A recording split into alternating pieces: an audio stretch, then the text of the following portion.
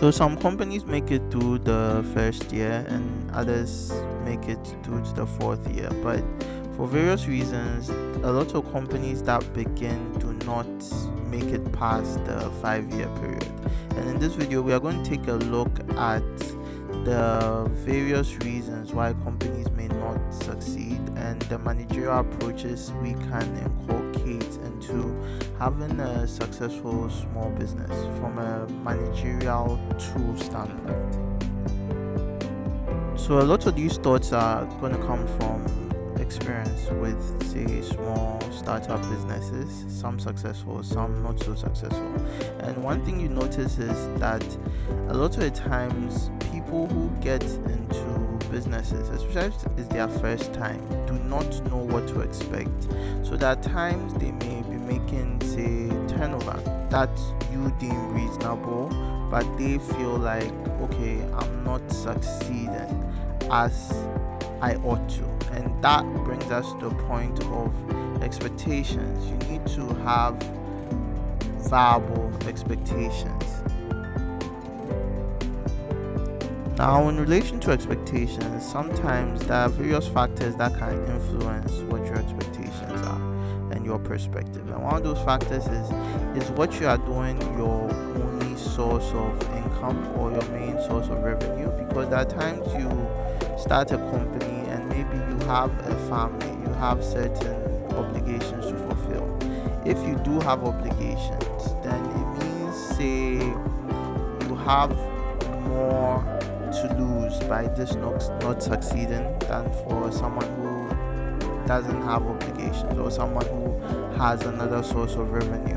And sometimes that can cloud your judgment with regards to how well the company is doing, because you may be in a hurry for it to succeed.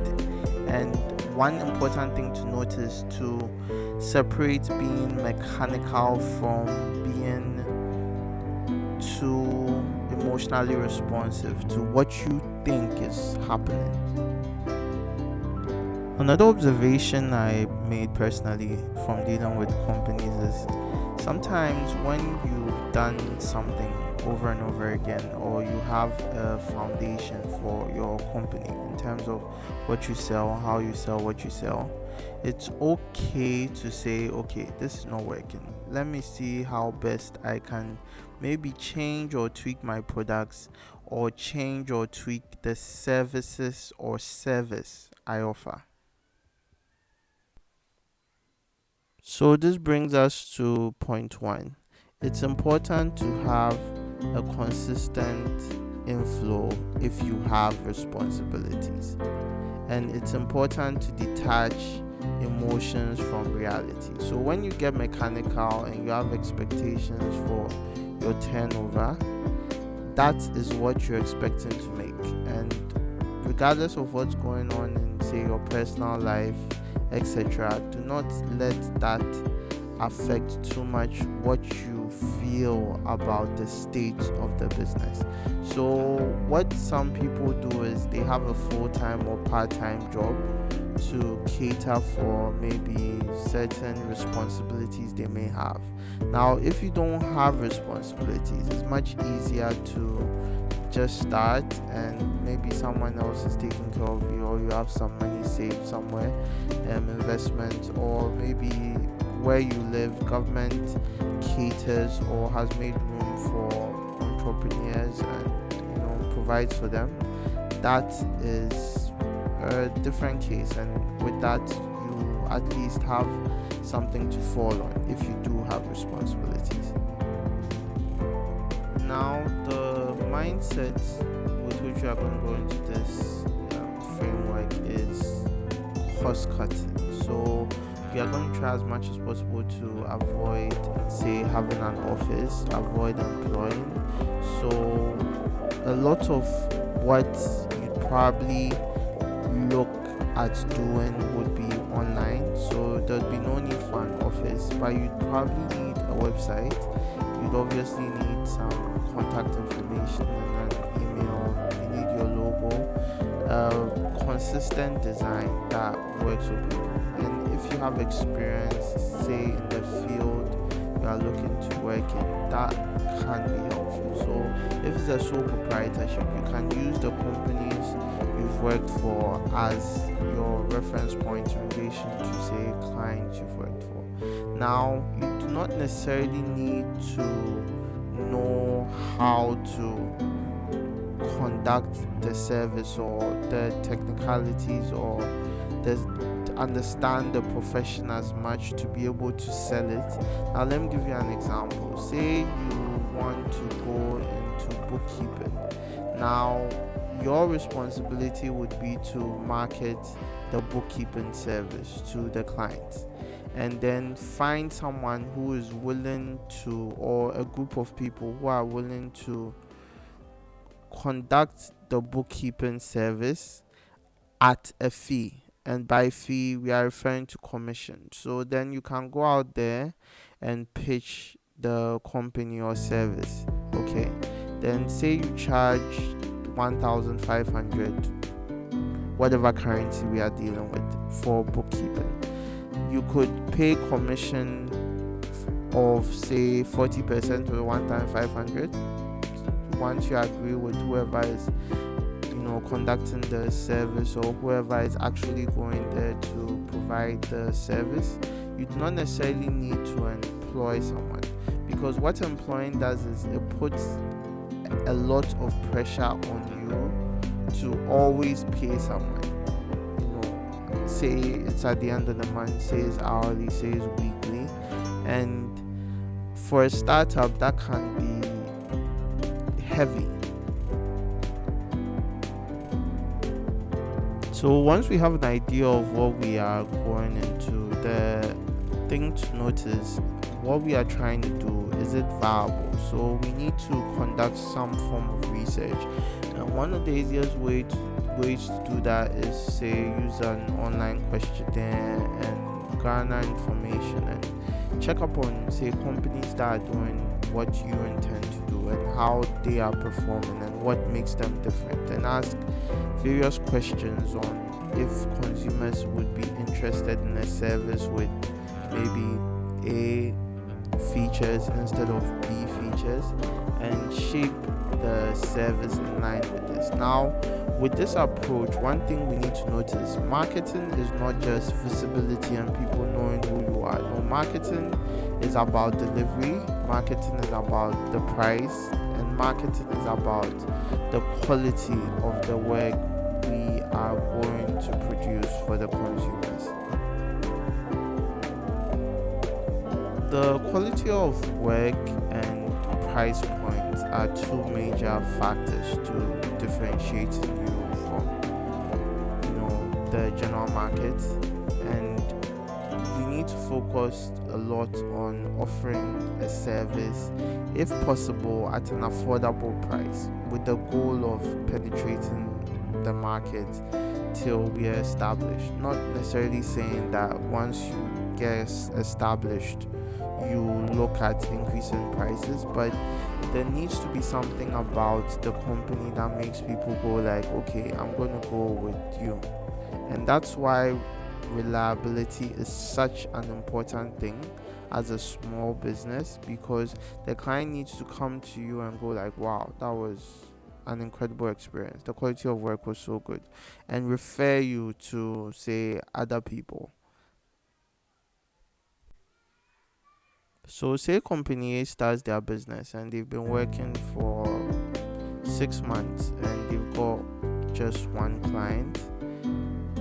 What's the best approach to use? Now, first of all, you need to reevaluate what your targets were. Now, in conducting your feasibility study or coming up with targets and goals, it's important to be realistic, and being realistic also comes from comparing with others, especially if it's the first time you're starting a business, because your expectations may be a bit too high. So since we are using a traditional orthodox approach in this video, it's important to have very realistic targets. Now, for example, with me personally, there was one company I tried to start, and in 6 months we had I think, one client, and I still believed it could work out. So I think that was me being realistic. So it's important to be realistic. Sometimes for some it takes a year, it takes 2 years. Now, if your expectations are that, okay, I expect this company to be consistent in quotes, and by consistency I mean have, quite a significant client base, or enough of a client base to help you pay your bills if you have to pay bills, and meet certain targets and needs. Or say you work for someone and your intention is to do this full time, that point where you are like, okay, I can begin to do this full time, that's what we mean here by consistency. So one way to be realistic, as discussed earlier, and have realistic targets that are actually practical, especially if this is your first time starting a business, is to conduct an effective, I don't want to call it a feasibility study, but yes, we can term it a feasibility study. Now, in conducting your study, it's important to first of all conduct a lot of research and conduct surveys or questionnaires. So you ask your consumers questions, you ask your suppliers questions, if possible you ask your competitors questions, or people who are in a field that's similar to yours, who started. You take a look at, say, competing companies online, how they started, when they got where they got to, and also you take a look at how much you are looking at investing and what that means for your company. Now, with this one, we've already discussed that we are looking at investing not much, but more money doesn't necessarily equate into a successful business. Sometimes people just get wasteful because there's more money. So with a company like this that's looking to start with very little capital, the key here is marketing and delivery. So with marketing, we need to find a way to get people to know about us and what we do. And also in marketing, we need to make sure that if we get a client, our delivery is so good that the client recommends us to another client. So one thing I learned from marketing, or letting people know about what you do, is, again, to be mechanical. So let me give an example. There was a company, say I was consulting for, and every week they were to make calls every day. So they would call, say, 5 companies every day to try and book meetings and to let them know what services or what products we were offering, and also just what we could do for them. So that's one way to get a client, at least. Just every day, say you make 5 calls, 6 calls, just let people know what you do, and hopefully someone will just get back to you, or you'll be able to book meetings and then have a talk with someone. Another thing to note as a startup is you shouldn't be afraid to change what your business model is. Say you start the business and you realize, okay, the foundation for which I started this, or the company description, isn't really working. It's okay to tweak or change the model to something you feel will be more effective. The important thing here is to do that at the right time, not necessarily because you feel maybe it's taking too long to get where you want to get to, but because you feel, okay, maybe the idea I came up with wasn't as solid as I thought it would be, so let me just add a few features or tweak things a bit.